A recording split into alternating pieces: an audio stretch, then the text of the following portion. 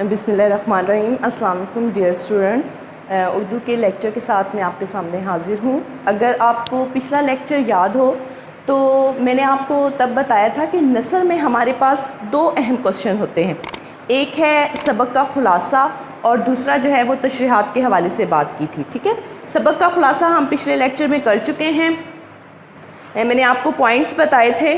اگر آپ لوگوں نے ان پوائنٹس کو دھیان سے سمجھا ہو اور اپنا خلاصہ لکھنے کی کوشش کی ہو تو مجھے یقین ہے کہ آپ لوگوں نے ایک بہت اچھا خلاصہ جو ہے وہ لکھا ہوگا۔ بہرحال اگر اس میں کوئی کمی بیشی رہ گئی ہے تو ایسا پریشان ہونے کی کوئی بات نہیں، آپ لوگ جب آہستہ آہستہ ہر سبق کا خلاصہ لکھیں گے تو آپ لوگوں کی پریکٹس ہوگی اور پریکٹس سے جو ہے جو ہماری کمی بیشیاں رہ گئی ہیں وہ انشاءاللہ تعالی ختم ہو جائے گی۔ جی، آج ہمارا لیکچر نمبر 17 سال اول، سبق نمبر ہمارے پاس اسوہ حسنہ یعنی سبق نمبر پہلا ہی ہمارے پاس چل رہا ہے۔ اس کے حوالے سے ہم بات کریں گے، تشریحات کے حوالے سے اس کوشچن کو دیکھیں گے۔ اگر ہم پیپر کے حوالے سے بات کریں تو سوال نمبر 3 ہمارے پاس بنتا ہے اور وہاں پہ حوالہ متن اور سیاق و سباق کے حوالے سے مدرجہ ذیل پیراگراف کی تشریح کریں، اس طرح کوشچن دیا جاتا ہے۔ تو تشریح کے لیے ضروری ہے کہ حوالہ متن اور سیاق و سباق کو بھی تحریر کیا جائے۔ بعض دفعہ ایسے کوشچن ہوتا ہے کہ وہ کہہ دیتے ہیں کہ جی آپ مدرجہ ذیل پیراگراف کی تشریح کریں، تب بھی اس صورت میں بھی بچوں کو جو ہے حوالہ متن اور سیاق و سباق کے حوالے سے ہی تشریح کرنی ہوتی ہے، کیونکہ ان دونوں کے الگ الگ نمبر دیے جاتے ہیں۔ ایسا نہیں ہے کہ آپ صرف پیراگراف کی تشریح کریں گے تو آپ کو پورے نمبر مل جائیں گے، ان ہر ایک کے الگ الگ مارکس ہیں، الگ الگ نمبر ہیں۔ جب آپ کمپلیٹ کوشچن کریں گے تبھی آپ کا جو ہے کوشچن ایک پراپر اور مکمل کوشچن کہلائے گا۔ تو آئیے دیکھتے ہیں کہ اس کو کس طرح کرتے ہیں۔ جی، حوالہ متن۔ حوالہ متن کیا ہے؟ حوالہ جو ہے عربی زبان کا لفظ ہے، اس کا مطلب ہے نشان، پتہ، یعنی کہ جو تحریر ہے وہ کہاں سے آئی ہے، اس کا نشان کیا ہے، وہ کس نے لکھی ہے۔ ٹھیک ہے، اس بارے میں لکھتے ہیں۔ متن کسے کہتے ہیں؟ متن کہتے ہیں تحریر کو۔ ٹھیک ہے، کوشچن میں جو آپ کے پاس تشریح کے لیے تحریر آتی ہے وہ متن کہلاتی ہے، یہ بھی عربی زبان کا لفظ ہے۔ تو حوالہ متن اس لحاظ سے بنتا ہے کہ جو تحریر ہے ہمارے پاس اس کا نشان ہم بتائیں، اس کا پتہ بتائیں کہ آیا وہ کہاں سے آئی ہے، کس نے لکھی ہے۔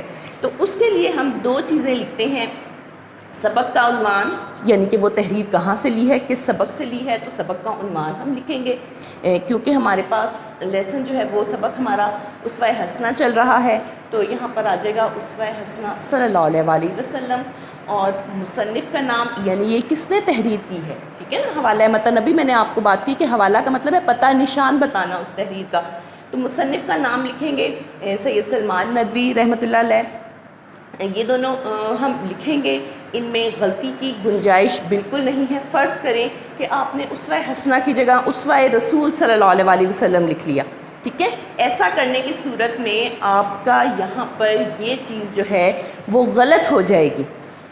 سبق کا عنوان اور مصنف کا نام ہر صورت میں آپ نے بالکل صحیح لکھنا ہے، واضح کر کے لکھنا ہے۔ نام کو اگر آپ نے آگے پیچھے کر دیا، ایک بھی لفظ آگے پیچھے کر دیا، تب بھی یہاں پہ آپ کا مصنف کا نام جو ہے وہ غلط ہی تصور کیا جائے گا۔ اس لیے یہ چیز آپ نے بہت اچھے طریقے سے یاد رکھنی ہے اور بہت صحیح جو ہے وہ یہاں پر لکھنی ہے، تبھی آپ کو اس والے حصے کے نمبر ملیں گے۔ اس والے حصے کے یعنی کہ حوالہ متن کے 2 نمبر ہوتے ہیں، ایک نمبر سبق کا عنوان، ٹھیک ہے، اور ایک نمبر مصنف کا نام۔ اب یہ آپ پہ ڈیپینڈ کرتا ہے کہ یہ 2 نمبر آپ کس طرح پورے حاصل کرتے ہیں، یا یہ 2 نمبر جو ہے کس طرح اپنی غلطی سے گوا دیتے ہیں۔ ٹھیک ہے، آپ کو یہ بات میں بار بار بتا رہی ہوں کہ سبق کا عنوان اور مصنف کا نام بالکل صحیح آپ لوگوں نے لکھنا ہے، وہی نام لکھنا ہے جو کہ آپ کی بک میں دیا گیا ہے، سبق کا بھی نام اور مصنف کا نام۔ ٹھیک ہے، اب یہاں پہ ہمارے پاس حوالہ متن میں ہمارے پاس 2 چیزیں اور آ جاتی ہیں، ایک ماخذ اور دوسرا صنف۔ ٹھیک ہے، جب آپ لوگ اپنے پیپر کو حل کرتے ہیں تو اس کا امیج جو ہے وہ اچھا رکھنے کے لیے آپ یہ 2 چیزیں اضافی لکھتے ہیں۔ ٹھیک ہے، بار بار سن لیں کہ یہ 2 چیزیں اضافی ہے۔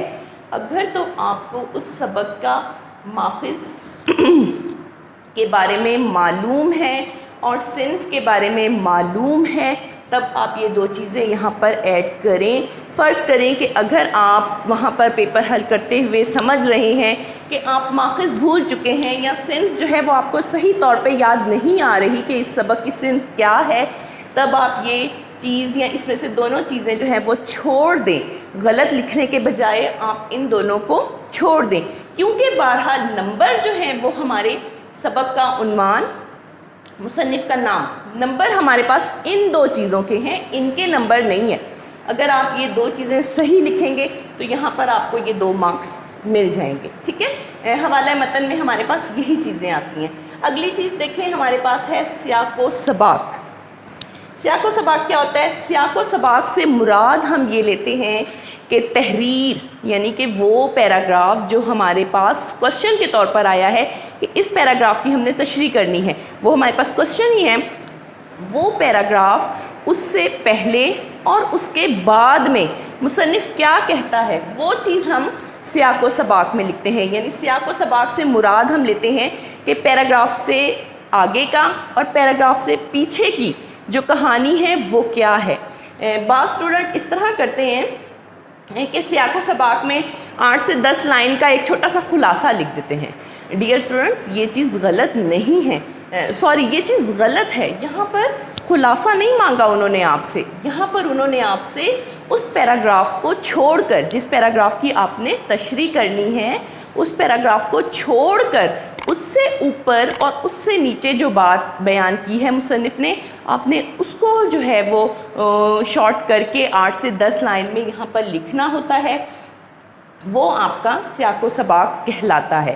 سیاق و سباق لکھنے کا ایک مقصد یہ بھی ہے کہ جس پیراگراف کی آپ نے تشریح کرنی ہے اس پیراگراف کی تھوڑی سی وضاحت ہو جائے کہ اس سے پہلے اور اس کے بعد میں مصنف جو ہے وہ کیا بیان کرتا ہے، تاکہ جب ہم تشریح پر آئیں تو ہم زیادہ آسانی سے اور زیادہ واضح طریقے سے اپنے پیراگراف کو کھول کر بیان کر سکیں، ٹھیک ہے۔ سیاق و سباق کے 3 نمبر ہوتے ہیں الگ سے، ابھی میں نے آپ کو بتایا نا، اس کے ہر جز کے الگ سے نمبر دیے جاتے ہیں۔ حوالہ متن کے آپ کو 2 نمبر دیے جائیں گے، سیاق و سباق کے یہاں پر 3 نمبر ہوتے ہیں۔ اگر تو آپ نے بیسٹ سیاق و سباق لکھ دیا ہے تو آپ کو چیک کرنے والا جو ہے پورے نمبر بھی دے سکتا ہے، اور یہ کوئی مشکل نہیں ہے، بچے بہت آسانی سے جو ہے وہ سیاق و سباق لکھ سکتے ہیں۔ صرف شرط یہ ہے کہ آپ نے اپنے لیسن کو، اپنے سبق کو بہت اچھے طریقے سے پڑھا ہو۔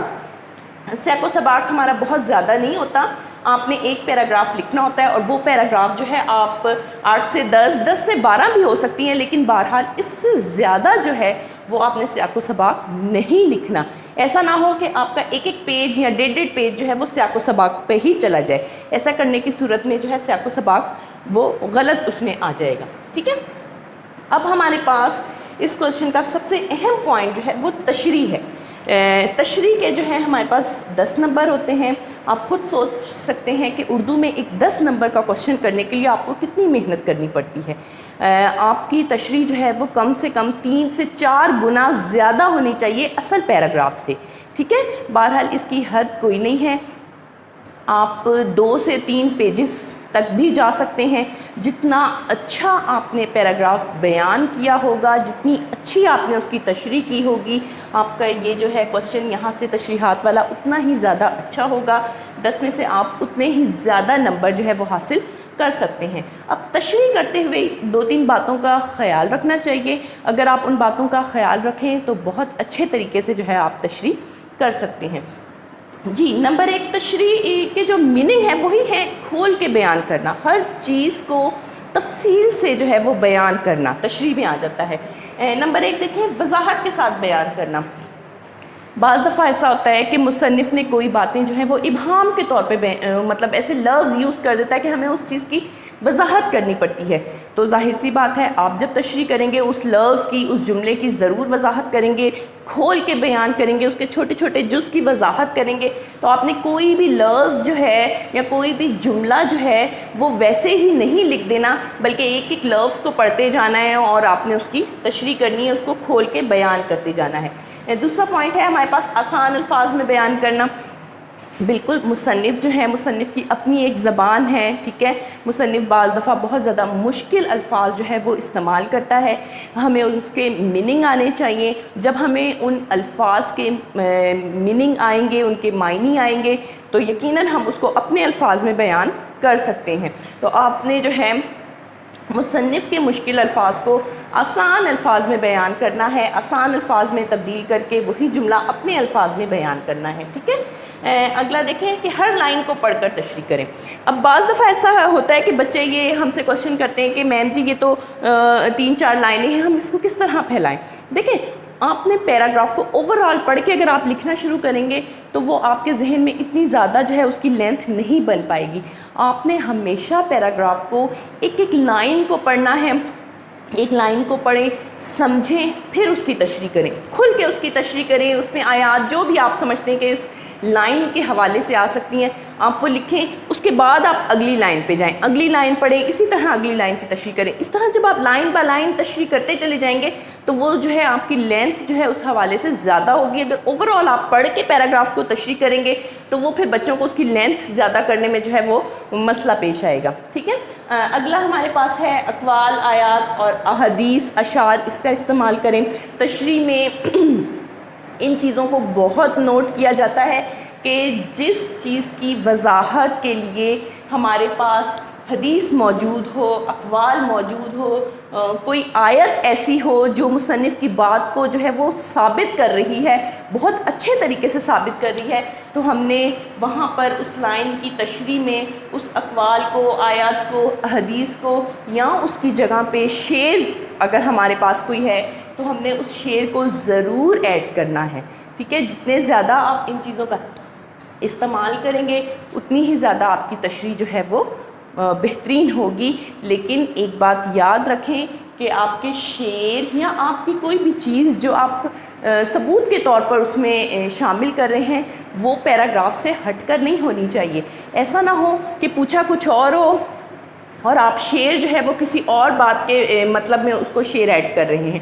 ایسا کرنے سے آپ کی تشریح والا کوسچن جو ہے وہ غلط ہو جائے گا. آپ لوگ بہت دھیان سے جو ہے ان چیزوں کا استعمال کریں. جی تلمی یا تاریخی واقعہ. جی مصنف ایسا ہوتا ہے کہ بعض دفعہ مصنف جو ہے اپنے پیراگراف میں تلمی کا استعمال کر دیتا ہے، تاریخی واقعے کا استعمال کر دیتا ہے، لیکن اس کی تفصیل نہیں بتاتا، ٹھیک ہے. اب تشریح کا مطلب کیا ہے؟ تشریح کا مطلب ہی ہے کہ کھول کر بیان کرنا، ہر جز کی وضاحت کرنا. تو جب آپ تشریح کریں گے اور آپ کے پیراگراف میں کوئی تاریخی واقعہ آ گیا ہے تو آپ نے اس تاریخی واقعے کو کھول کے تفصیل سے بیان کرنا ہے. اس تاریخی واقعے کو استعمال کرنے کا وہاں مقصد کیا ہے وہ آپ نے بیان کرنا ہے. غرض کہ آپ نے مصنف کے جو خیالات ہیں ان کی ایک ایک چیز کو کھول کے جو ہے وہ آپ نے بیان کر دینا ہے. یہی جو ہے ہماری تشریح ہے. اگر ہم اپنے سبق کے حوالے سے اس کوشچن کو دیکھیں تو کیونکہ ہم سبق اسوہ حسنہ کر رہے ہیں، اسوہ حسنہ جو ہے میں نے آپ کو پچھلے لیکچر میں بتایا تھا کہ بہت اہم جو ہے وہ سبق ہے. تشریحات کے حوالے سے بھی یہ سبق بہت اہم ہے. آپ لوگ انہی چیزوں کو سامنے رکھتے ہوئے اس کے ایک ایک پیراگراف کو دیکھیں اور تشریح کریں تو انشاءاللہ تعالیٰ بہت اچھے طریقے سے آپ لوگ اس کی تشریح کر سکتے ہیں. شکریہ.